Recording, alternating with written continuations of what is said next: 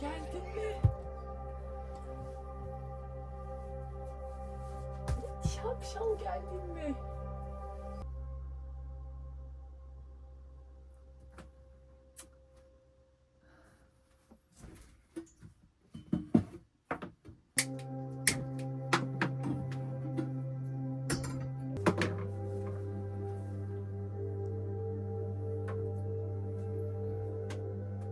Ah Güneş.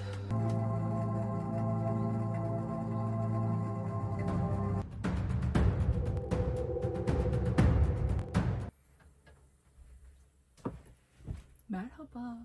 Nasılsınız? Ay ben bir huşu içindeyim ki sormayın gitsin. Çok çok şükür. Ee, Çok güzel geçiyor günlerim burada. Sakin, dingin, keyifle. Bodrum'un havası ayrı bir tatlıymış. Yani böyle yağıyor deliler gibi. Sonra açıyor, yağıyor, açıyor falan. En azından güneş bol bol kendini gösteriyor. Bir de bu sabah girişi var ya içeri. Bir önceki videoda zaten gördünüz nasıl içeri süzülüyor. Ay yani eriyorum ya. Böyle sabah uyandıktan sonra o anı iple çekiyorum. Böyle güneş ne zaman gelecek diye. Bu da tatlı bir bekleyişmiş yani. Hani sabah gözümün içine doğarak uyanması ayrı güzel, bu da ayrı güzelmiş. Ee, Güzel geçiyor özetle. Şimdi ben kahvaltımı falan hazırlarım işte. Ondan sonra da bugün bir tezi gezeceğiz. Biraz böyle sahiline falan götüreceğim sizi. Çünkü çok çok keyifli. Özellikle kışın. Yazın çok kalabalık oluyor tabii buralar ama kışın of çok çok keyifli. Ondan sonra da bakalım neler bekler bizi ya.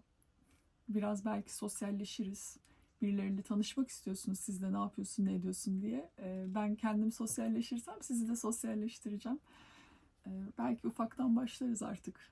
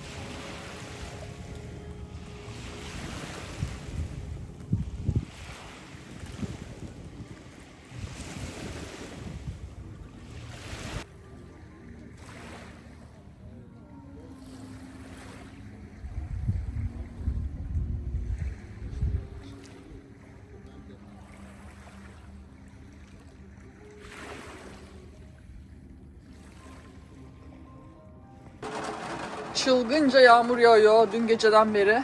Şurada bir problemimiz var şimdi. Burası su alıyor. Ama öyle böyle yağmıyor yani. Şuraya bir bez bir şey koyayım madem. Motoru buradan yüzdüreceğim galiba ben. Öyle olacak sanki. Nereden geçeceğim? Belki şu çimenin üstünden kenardan kurtarabilirim. Hiç hoş değil. Böyle bez koydum. Alta da kova koydum. Bayağı akıyor. Bir tek buradan şimdilik. Sağlam yağıyor yani. Diğer pencerelerde bir şey yok. Yukarıda da yok. Böyle bunu da sonra depoya takviye edip kendi içimde bir döngü yaratmayı düşünüyorum. Nasıl sistem? Bunu da halletmem lazım. Yok ya, olacak gibi değil. Acayip oldu. Kova doldu bile. Ay yok ya, çok fena yağıyor. Ve bu bütün gün yağacak. Ne yapacağız? Ne yapacağız? Ne yapacağız onu söyleyin bana. Vallahi ne yapacağım bilmiyorum. Ya buraya havlu bir şey ya, baktım buradan olacak gibi değil. Bu suyu alacak.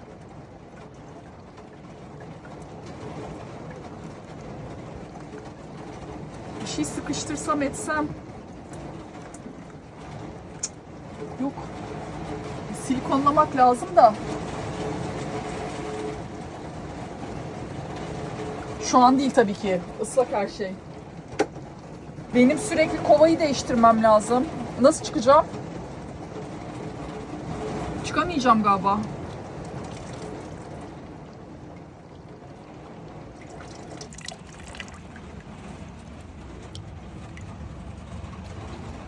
Daha büyük havlu koyalım. Bu kesmeyecek.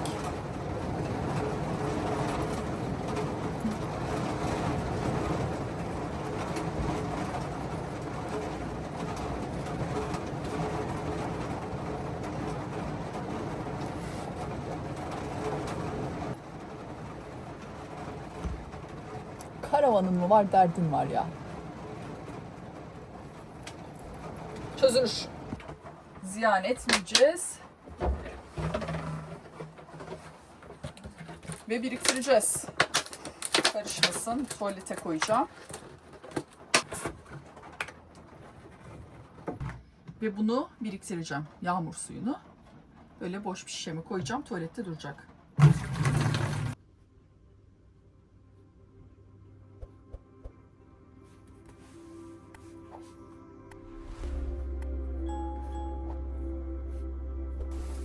Yağmur ara verdi. Ondan sonra tekrar başladı şimdi. Ben de orada yemek yapayım dedim. Çıkmadım dışarı. Biraz içeride vakit geçirdim. İşte mandala falan çizdim. Sonra da dedim yemek yapayım. Mantarım vardı. Bozulmadan onu bir halledeyim. Belki birazıyla ayırıp böyle mantarlı yumurta yaparım. Geri kalan kısmını da akşama yemek olarak saklarım. Sadece yağda hafif böyle kavurup ondan sonra karabiberle yemeyi çok seviyorum ama bu sefer soğan, biber ne varsa koyacağım. Kırmızı biberle falan da böyle hani hepsini karıştırıp, şimdi elimde yok da öyle de çok hoşuma gidiyor. Şu anda akıtmıyor. Bilmiyorum ne oldu. Zaten sabah da şey oldu. Bayağı yağdı hiçbir şey yoktu. Sonra bir anda akıtmaya başladı. Anlamadım.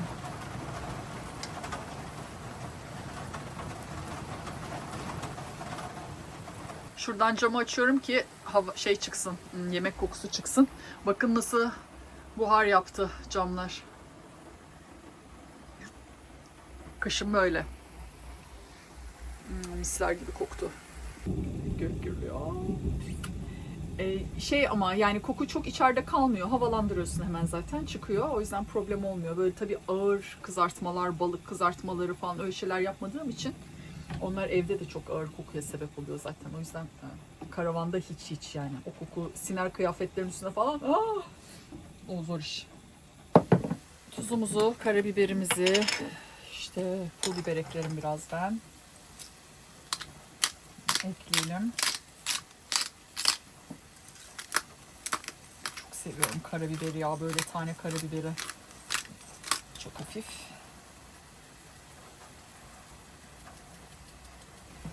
Sonra bunun dediğim gibi bir kısmını ayıracağım. Çok çünkü bu bana.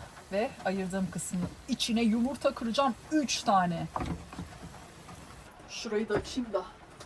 Çok buhar yaptı. Bir de hani soğuk havalarda ısınmak için ideal. Birebir yani. Isıtıcı açmana gerek yok. Ocağı açıyorsun hemen ısınıyor zaten. Tabii çok soğuklardan bahsetmiyorum. Bir de ocakta tüp yakıyor yani sürekli açık bırakamıyorsun. Yağmurun sesine bak, aşka davet ediyor. Allah! Cama vuran her damlada.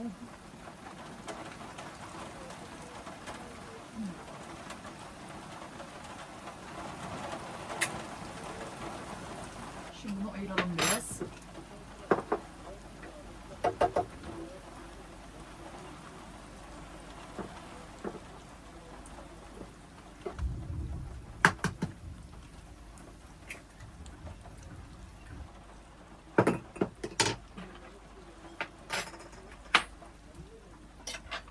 Sizi bakın kimle tanıştıracağım. Kendisiyle aşk yaşıyorum resmen. O kadar tatlı bir şey ki. Burada güzelime bakın ya. Şu güzelime bir bakın. Ne çiçeği olduğunu sormayın, bilmiyorum. Sadece bakımı çok kolaymış. Mercan olabilir mi? Onu da bilmiyorum. Yani annem bugün görünce mercan mı diye söyledi. Altına saksı alacağım. Sonra da şuralara, ben burayı yaptırmıştım ama çok hareket halindeyken zor oluyor. Hep böyle zıplıyor, dökülüyor falan. Buralar hep toprak oluyordu. Şimdi sabitim nasıl olsa, o yüzden oralara daha da alacağım. Böyle içeri çiçek bahçesi yapacağım. Bir de bakın bu var. Dün öyle çıkıp ufak bir alışveriş yaptım. Romantik romantik. Çok tatlısınız. Ortamız tabii bu arada. Özellikle böyle yağmur sesini de alıyorum. Cam açık, böyle bayağı gürültülüdür video ama yağmur sesini duymak isteyenleriniz vardır. O yüzden bolca dinleyin. Keyfini çıkarın.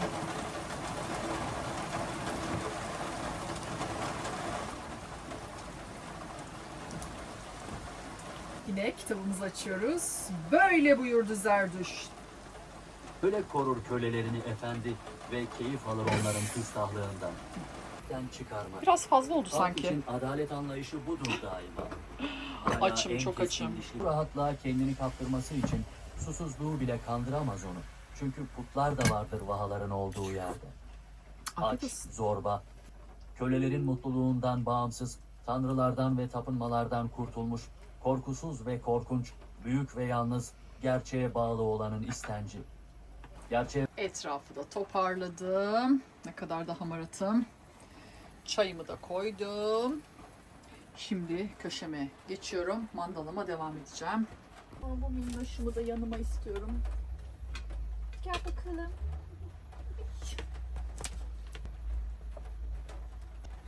Bundan da bahsederiz bir ara. Nedir, nasıl yapılır, ne hissettiriyor gibi.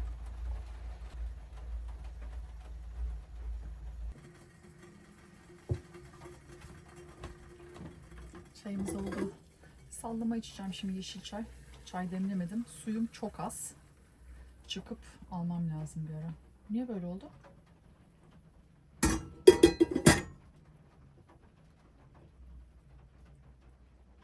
Allah Allah. Bildiğin köpük oldu yahu.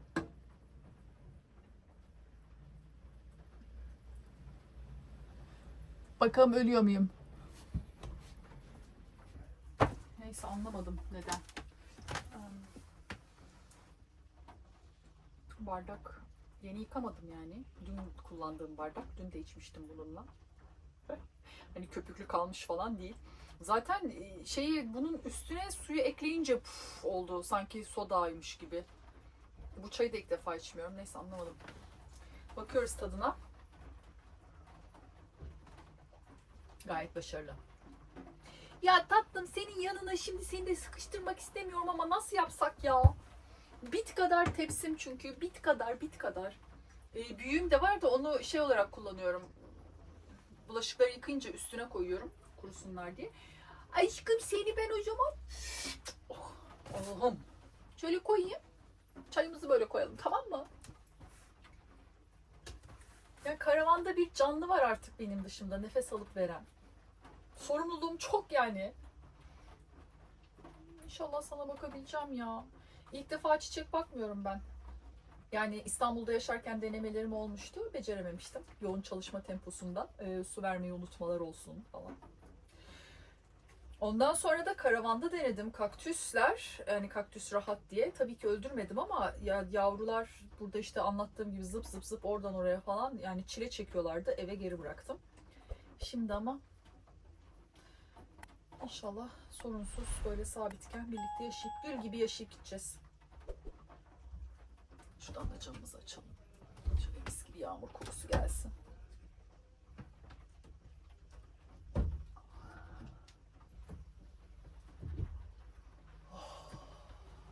Ay güneş geliyor. Güneş geliyor. Ya acaba diyorum camı açtım ya. Açınca içeri akmadı. Orası sıkıştı falan mı? Bir daha yağmur yağdığında cam kapalı bir daha deneyeceğim. Çünkü bayağı yağdı, hiç akmadı. Ne yapacağım yani ben yağmur yağdığında camımı mı açacağım? O da çözüm değil de en azından günü kurtarabilirim diye söylüyorum. Bak mandala boyuyorsun kafan açılıyor. Tring. Dün burada bir kafeye gitmiştim çalışmak için. İnternet ihtiyacım vardı. Video upload ediyordum falan. Yanımda 2 hanımefendi vardı ve beni bugün bir etkinliğe davet ettiler. Tarihi bir sarnıçın içinde gerçekleşecek bir etkinlik, bir masal anlatısı, dinletisi olacakmış. Benim için de ilk olacak. Yani çok duymuştum. Hep böyle gitmeyi istemiştim ama hiç denk gelmemişti. Peşinden de koşmamışım. Tamamen tesadüf. Nilgün Hanım, kendisi avukat burada. Tanıştırırım sizi de. Ben de zaten ayaküstü sohbet ettim. Ben de gidince daha yakından tanışmış olacağım. Masal dinlemeye gidiyoruz. Bugün Dolunay. Bakalım nasıl geçecek? Siz de benimle geliyorsunuz. Hadi.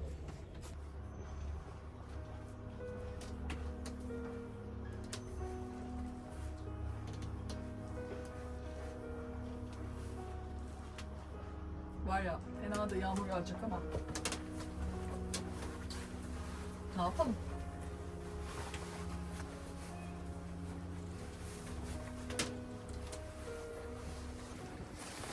Şimdi üstüne de bunu giydim ya. Hiçbir şey çıkarmaz.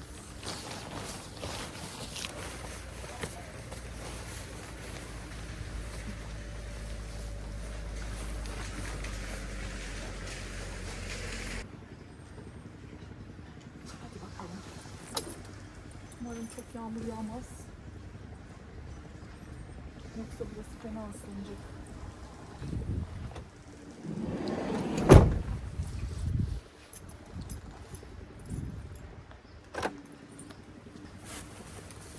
Çöpümüzü de aldık. Gidiyoruz.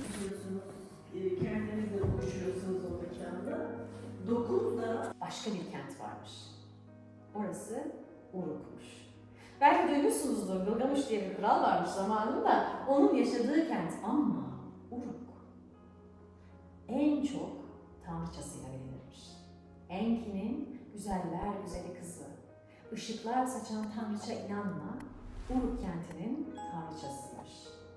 O sokaklarda yürüdüğü zaman, yürüdüğü yerde çiçekler açarmış. Bakışını göğe kaldırdığı zaman kuş sürüleri yönünü değiştirirmiş. İnanma, aşkın, asaletin, dönüşümün tanrıçasıymış. İşte günlerden bir gün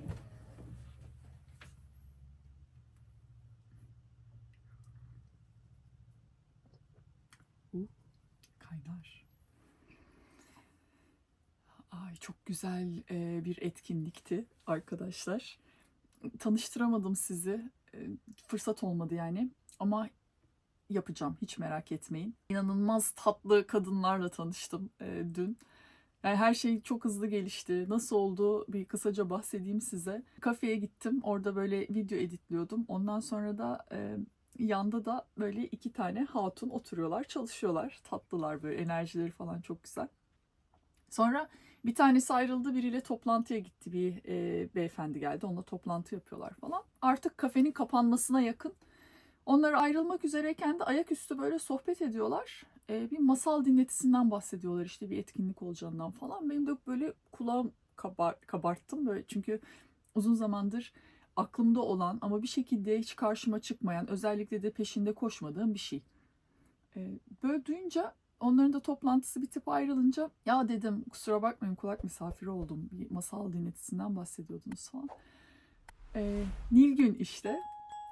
Ondan sonra bu arada avukat dedim, yani avukat değilmiş, mimarmış, rezalet. Niye avukat diye aklımda kaldı bilmiyorum. Avukat tipimi gördüm Nilgün'de, hiç bilmiyorum yani. Neyse, mimarmış Nilgün. Ve çok böyle tatlı, içten bir şekilde beni davet etti. Dedim yani çok isterim ama çok yağış gösteriyor ve olacağı yer yani Yalıkavak'la Bitez arasında bir yerde. Oraya gitmem falan benim bayağı bir zaman alacak motorla ve çok ıslanacağım. Çok üşüyeceğim falan, geç de bitecek. O da dedi ki yok dedi, biz arabayla gideceğiz zaten, seni de götürürüz yine, bırakırız falan. Böyle gerçekten mi? Peki o zaman haberleşelim yarın diyerek ayrıldık biz. Ertesi gün oldu. Ben böyle sabah deli bir yağmura uyandım, gördünüz zaten, böyle su basıyor içeriği falan. Ve Allah'ım, böyle akşama kadar gitsem mi gitmesem mi şeklindeyim. Sonra dedim ki bu kararı akşama doğru verirsin. Yani etkinlik 7'de başlıyor. 6'da buluşacağız kafede eğer gideceksem. Bak dedim ya haline. Sonra böyle 6'ya doğru, saat 4 falan. Dedim ne yapıyorsun ya? Yani bir yağmur yağdı diye bunca zamandır istediğin bir şey, tamamen tesadüfen duyduğun, sonra davet edildiğin, arabayla alınıp bırakılacağın. Yani bir zahmet kaldır totonu da bir git. Yani bir gör bakalım nasıl bir ortam, kimler var. Sen zaten hani buraya bu amaçla geldin. Biraz böyle kendi içime döneyim, kışı bu şekilde dingin geçireyim, bir şöyle bir açıp bir bakayım neler var burada. Uzun zamandır yapmıyorum. Bu bir mesaj yani, bir şekilde bir kapı açıldı, biri seni çağırıyor gel diye. Diyerekten dedim ki tamam gidiyoruz. Kalktım gittim, içeri bir girdim. İşte Demet, Nilgün, Demet masalı anlatan arkadaşımız. Nilgün'ü bahsettim zaten, mimar arkadaşımız. Bir de Gülseren diye bir arkadaşımız var. Ondan da ayrıca inşallah ileriki videolarda bahsederim, tanıştırırım sizi. Üçü böyle sohbet halindeler falan. Hemen buyur ettiler masaya. Dedim ne zaman gidiyoruz? Ya dediler iptal ettik biz. Çok yağış var, hani katılım da ona göre, burada su falan bastı Bodrum'u çünkü. Aa gerçekten mi dedim. Onlar da üzgün, ben de üzgün falan, tabii ki yani diyecek bir şeyim yok, iptalse iptaldir. Ondan sonra peki falan. Sonra biz böyle sohbete başlayınca öyle mi böyle mi, ya Demet sen bize anlatırsın, kendi içimizde yaparız falan derken, ay o zaman Sarnıca mı gitsek falan. Böyle bir anda hepimiz bir gaza geldik. Ben zaten çok istekliyim, Allah'ım yapacak mıyız yoksa. Böyle birkaç kişi daha varmış, çok ısrarla üzülmüş böyle hani yapılmadığını. Onlara da haber verdiler. Biz kalkıp gittik mi Sarnıca? Ve etkinliği yaptık. Yani masal da öyle bir bana da hitap ettik. Oradaki herkese hitap etti. Zaten kim ne alması gerekiyorsa alıyor. Masallar için şöyle güzel bir cümle söyledi ki, Demet söyledi sanırım. Nilgün'den de duymuş olabilirim. Masallar çocukları uyutmak, yetişkinleri uyandırmak içindir diye. O gerçekten bir şeylere uyanıyorsun yani orada onu dinlerken. Tabii ki o masalı sonrasında günümüze getirip bizim yani modern dünyada oradaki o karakterlerin neyi sembolize ettiğiyle ilgili falan açılımlar yapıyorsun. Sende neyi çağrıştırdığını konuşuyorsun orada bir çemberde. O yüzden de o tarafı ayrı keyifliydi. Böyle hiç gözümüzü kırpmadan dinledik. Demet'in ağzına sağlık. Ve Sarnıcı da o hale getiren Nilgün'ün de yüreğine sağlık. Gerçekten çok güzel bir mekan olmuş. Çok böyle büyülü bir yer. Daha net bir şekilde göstermek isterdim size ama deli gibi yağmur yağıyordu. Böyle hani size dışarıdan görüntüsünü alayım, içeriği daha gezdireyim falan, ama öyle olmadı. Biz hani içeri girdik, etkinliğimizi yaptık. Zaten saatlerce sürdü. Ayrılamadık da. Sonra çıktık falan. Hani ben orada çok fazla çekimle çok uğraşamadım. Ona zaman ayıramadım diyeyim. Ayrıca gideriz, çekeriz, görürsünüz. Sarnıç'ta etkinlik, Instagram sayfasından da etkinliklere bakabilirsiniz arkadaşlar. Çok uzun konuştum, anlatasım varmış. Sizin merak ettikleriniz varsa bu konuyla ilgili sorun. Bir sonraki videoda anlatmaya çalışayım ben de, öğrenip biliyorsam bildiğim kadarıyla. Böyle ya, valla güzeldi yani. Ve sizin de talebiniz vardı zaten, neler yapıyorsun onları paylaş diye. Böyle böyle sizleri tanıştırmak istiyorum çevremde tanıştığım insanlarla. Göreceğiz, bir sürü şey göreceğiz. Bodrum güzel. Yaşayacağız birlikte güzel güzel. Şimdi artık sonlandıralım videomuzu. Hepiniz kendinize çok çok iyi bakın. Güzel günlerimiz olsun. Bay bay. Abone olup beğenirseniz, hype atarsanız çok memnun olurum. Bay bay.